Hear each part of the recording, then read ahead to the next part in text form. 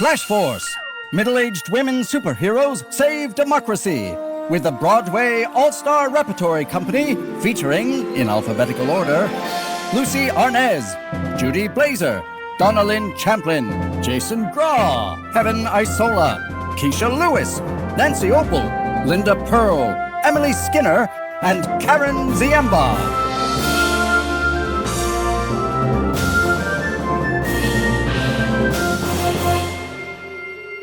In the middle of the Southwestern desert, a million miles from the city lights, our 5 newly minted superheroes and an accidentally transformed French-speaking cat careen through the night on the bus that has been their home as they head to the top-secret training site, slightly to the left of Area 51, to prepare for their first mission, saving the world by destroying the secret organization bent on global chaos, ORWELL, and singing a little on the side. Chapter 3. Breakdown. Your narrator, Celia. Like the man said, I was taking a turn driving that night. The GPS was out. We were a day late arriving at training camp, and we'd been locked up together on that bus for 2 weeks. 2 weeks! And we were lost, way lost. We could have been driving around in circles for all we knew. Never mind, it was pitch dark. I'm from Brooklyn. Out in the desert, every fucking rock looks just like the last fucking rock. But we were about to have bigger problems. Oh my God, we're out of toilet paper. There's no more toilet paper! That wasn't it. I saw it in the headlights loom up. This kind of weird rabbit thing right in front of us. Big ears, giant legs. I hit the brakes and swerved to miss it. What? Oh my God! Everybody okay? Yeah. What happened? This animal jumped out. I think I hit it. I want to go home. I want to go home. It's okay, honey. I can't stay here anymore. Why are you taking off your clothes? Why is she taking off her clothes? I don't know. Elizabeth had torn off all her clothes and was running out of the bus into the night as the other girls tried to catch her. Elizabeth, stop! What are you doing? Come back! What is this stupid repressed American obsession that nakedness is shameful? In France, we walk naked everywhere. Elizabeth! We have to find her. We go to the beach naked, we drink wine naked. You're a cat. What do you know about nudity? I will not tolerate this tone from you. Not after too many years of bad food from a can. That's very expensive organic. They kept arguing while the rest of us searched the area. Elizabeth! Elizabeth! There she is! Elizabeth! I want to go home. I want to go home. Here, put this on. I wasn't made for this. I don't want to be a superhero. I don't want to be out here. I want to vacuum my house and make chili and watch a movie. You're okay. Come on, put this on. It's cold.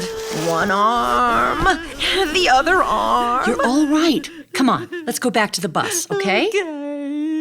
Well, I was looking at that bus with the front end smashed into a rock, and I had a bad feeling.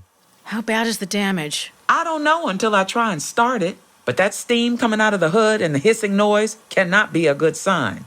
You know how to fix it? You all think because I'm the lesbian in this group, I know how to fix a car? Do I ask you if you can save the day by shoving yourself in a gown with Spanx up to your chin? I didn't mean... I don't know how to fix a car. Maybe it's just condensation, the variable temperature properties between the engine heat and cold desert air with profound lack of moisture content. Or it could be... Suzanne? Yeah? Stop talking.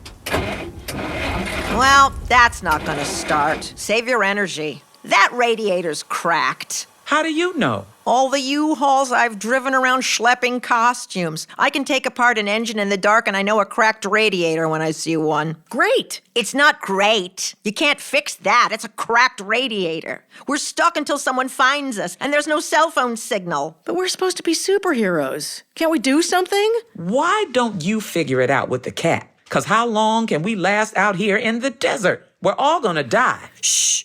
Don't let Elizabeth hear you. I just got her calmed down. Where is Claude? Claude! I heard you. It's okay. I think I should cook us something. We're all going to be here. We need to eat. The microwave no longer works since it fell off the shelf in the crash. But I did collect what we have left of the food because none of you would do it, right? I guess I'm just mom everywhere. So, If we ever get out of this alive, none of you will be allowed to do our next grocery shopping. I will go in, and you will wait on the bus. My kid at 5 years old made a better shopping list. Suzanne, I don't ever want to see another snack pack of hummus and pretzels. I don't know why you thought we needed a case. Here's what's left of the supplies. Hummus and pretzels, chia pudding, a can of green beans, potato chips, kumquat chutney, microwave quinoa, mushroom flavor. That one's mine. No, Celia, we who are about to die will have a good meal. I will make something out of this. That thing you ran over, is that edible? You want us to eat roadkill? It was just a question. Where I come from, it was sometimes done. If it was fresh. I'm half redneck. I can't believe this conversation. We are not the Broadway chapter of Deliverance. Remember that movie about the plane crash in the Andes? They had to eat each other? It could happen to us.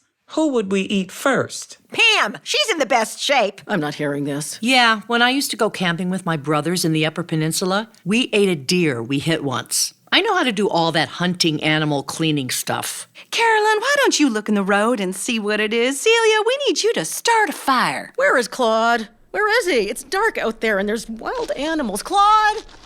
Claude! Suzanne got more and more frantic and took a flashlight and began searching for Claude. Claude! Suddenly there was a whoosh, and we looked up. I brought you a duck. I could not stand one more moment of this imbecilic conversation. And by the way, I would not eat any of you. I would rather starve. But we're in the desert. Where did you find a duck?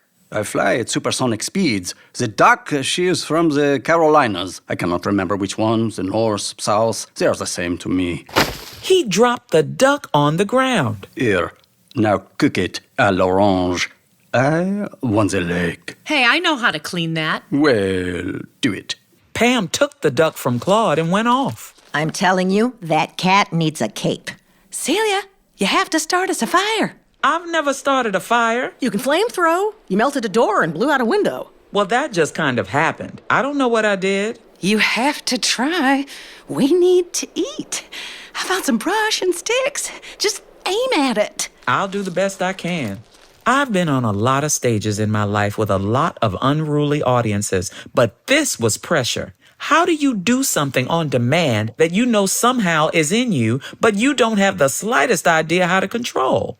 I mean, I know I had the ingredients. The desert air was getting cold, but I was hot. And those flashes just kept coming on. But with all those girls standing around me, waiting for me to do something, I didn't have a clue. I looked at the pile of sticks in front of a big rock and closed my eyes and concentrated. I could feel everyone looking at me. Too bad no one thought of bringing matches. It would have been a hell of a lot easier. Look, she's beginning to glow. I can feel the heat coming off her. There's steam. Would you all shut up? I'm trying to concentrate. I did it! No, you didn't. You melted the rock. I mean, it's impressive, but who needs it? Oh, give her a break. You couldn't do that. Try it again, Celia. Would you all just stop looking at me? Try it again. All of you, turn around. She's glowing. She's glowing. It's happening. Suzanne, if you don't shut up, I swear to God. Okay, the duck is all cleaned and ready to cook. I did it. Did what? And why is that cactus on fire over there? You think you can do better? Why don't you do it then? I'm done. Celia. Darlings, you have got to learn to respect each other's vulnerabilities. I have tried to teach you that. Frida! Yes, it was Frida. Suddenly appeared in the middle of us, 7 feet tall and in shimmering robes. Haven't I taught you anything in 12 years of therapy? All you have in this is each other. Anyway, I couldn't stand to see you struggle anymore. You have been given these remarkable powers, but you need to learn to use them. Where's that Michigan cat? Anyway, it's a new world for you. I understand. Let's get a fire started and sit down to some dinner. We can't get a fire started. Will you all stop criticizing me? Are you gonna get along? Listen, I don't want to make you girls nervous, but your mission has been moved up. Certain things have happened. You'll be sent over to the Mediterranean next week. Next week? But we don't know anything. Let's eat a little something. You'll feel better on a full stomach. Okay, Celia, darling, let's try this again. Come over here by me. Come on, Celia. Let me show you a little trick. What do you feel right now? Hot and pissed off. Uh-huh, okay. Now, look at the pile of sticks for the fire. By the way, Elizabeth, that's very professional. Were you a campfire girl, darling? Oh, Pam did it. I was in Girl Scouts for 14 years. 14 years. We should discuss that sometime. Okay, now, Celia, picture something that makes you really angry to think about. The news. No. Something that happened to you personally, say in the last month. Something that really burned your tacos. I can't think. An incident, maybe something somebody said to you. I got it. I was in front of my building a couple weeks ago. I had planted all these flowers around the tree to try to make things nice on the block. I'd spent the whole weekend doing it, and they were just beginning to take and not be all droopy. And so I was coming into the building, and some woman is standing there with this big dog, letting him pee all over the flowers. Big, ugly thing. And he's spraying all over them. And there's a sign. And I said, "Hey, don't let that dog urinate all over the flowers. You'll kill them. What the hell is your problem? Don't you see the sign?" And you know what she said? She said, "This is where he wants to go. I don't have a choice." Can you believe that? Okay, how angry were you at that moment? On a scale of 1 to 10, 10 being the most. 12. Then what happened? What did you do? I said I was going to call the police, and I hollered at her some more. And that dog was still peeing. He must have had a bladder the size of Lake Michigan, and she still didn't stop him, and I just left. What else could I do? You were helpless. Yeah. How angry and helpless were you then? Scale of 1 to 10. 500. How angry and helpless do you feel right now thinking about it? 600. Good. Feel it. Feel how it feels in your body. Look at the sticks. Think about that woman throwing attitude and the dog with the big bladder and all those flowers shriveling up, the pink ones and the yellow ones that you spent all weekend planting. Look at the sticks. Concentrate. Concentrate. Look at the sticks. I did it. Celia! Wow, that's impressive. Okay. How angry and helpless do you feel now? Quick, 1 to 10. 0. Good. So you see, we have accomplished 2 things. You, Celia, have just learned how to control this awesome power that you now possess. And you have learned a valuable new therapy tool to combat feelings of helplessness. Wait a minute. Did you say you chose us for this because our qualities make us good superheroes? Or because making us superheroes would be good therapy? Because that would be crazy. Suzanne, darling, saving the world is important stuff, but I'd be a liar if I didn't say a little of both. I've been putting quarters into this slot machine all these years. I'm not going to let some other therapist pull the handle. You know what I mean? Let's eat. Elizabeth, you going to cook that duck? And Elizabeth cooked the duck, glazed with the plum chutney and green beans. A really good meal. And we sat around the fire. After dinner, Frida told us to look up at the sky. It was so dark, with no lights around for miles. You could see the whole Milky Way. When I was a little kid, my dad got a telescope, and after dinner every night, we used to go out in the backyard and he'd show me all the stars. I still remember most of them. Polaris, Sirius, Alpha Centauri A, Alpha Centauri B.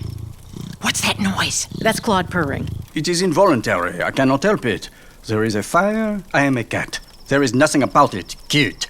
There is evil out there you will be able to vanquish as soon as you learn. Like I said, your mission has been moved up to next week. Training camp will be short. How are we gonna learn to be superheroes by next week? What's the mission? By the way, Elizabeth, the dinner was spectacular. Where did you learn to cook like that? It's the only thing that keeps me calm. Tell us the mission. All right. Remind me to have us do some work on tolerating uncertainty. Listen, carefully, all of you. Boris Brzezinski is a very big money launderer and oligarch with ties to Putin. At the beginning of next month, he will give $1 billion to ORWELL to fund an anti-democracy social media campaign convincing the public that the American Revolution was a hoax. along with the conspiracy theory that America is actually part of Russia, having been ceded by King George III to the Tsar in 1770 in exchange for wheat. They have very real-looking documentation and videos. Recent history says millions of people will believe it. What? Who's going to believe the American Revolution was a hoax? Darling, please read the newspaper. If this plot succeeds, we'll all be speaking Russian by May Day. Congress will do nothing to stop Russia annexing the country. It's up to us. How are you expecting us to stop that? Boris lives in a villa on the Mediterranean with his fourth wife, an ex-beauty queen with bad face work from a nondescript former Soviet satellite. Their weakness is they love show tunes. You've been booked to entertain at a big weekend-long private party at their villa. Your mission is to find out when this money transfer to ORWELL is to be made and stop it from happening, and then take him out. When you say take him out? I don't mean for a night on the town. Destroy him. Render him harmless before he destroys the stability of the world. Wait a minute. What are you talking about? How are we supposed to do any of that? All your theatrical training will come in handy. One piece of advice. Nobody is what they seem. For instance, the wife. She hates his guts and probably would like to see him dead. But she's very competitive and hates other women. And she's deadly. But she'll want to sing with you. What are we going to sing? Repertoire is not our first problem. Are you listening to any of this? It's a good question, Suzanne. I need time to learn it. As we all tried to take this in and keep our wits, suddenly there was a hideous growl and the roar of a wild animal. It sprang out of the dark, a jackal, all yellow eyes and long white teeth, and it came straight at us. It was out for blood. We scattered and tried to get back to the bus, but it kept coming at us. Claude! But Claude was already on top of the bus. The jackal lunged and knocked Carolyn to the ground. Help! And started for her throat. Help! Carolyn! Suddenly, Elizabeth made a giant leap and came down right on top of the animal. Elizabeth! Grabbing it around the neck and trying to wrestle it off Carolyn.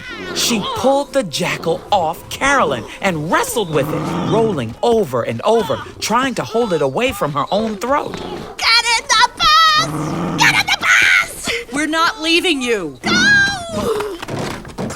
We got on the bus without taking our eyes off her. Suddenly, with the great force of strength, she pinned the jackal to the ground and bit it on the neck. Just sunk her teeth into it. It yelped and ran away into the dark. Before we could even get to her, Elizabeth had stood up and was walking back to us. You saved our lives. You're a hero. I don't know what came over me. You girls all right?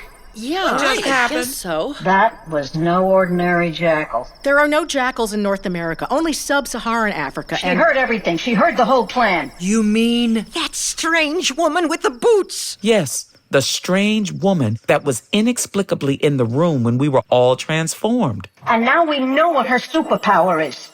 Shape-shifting.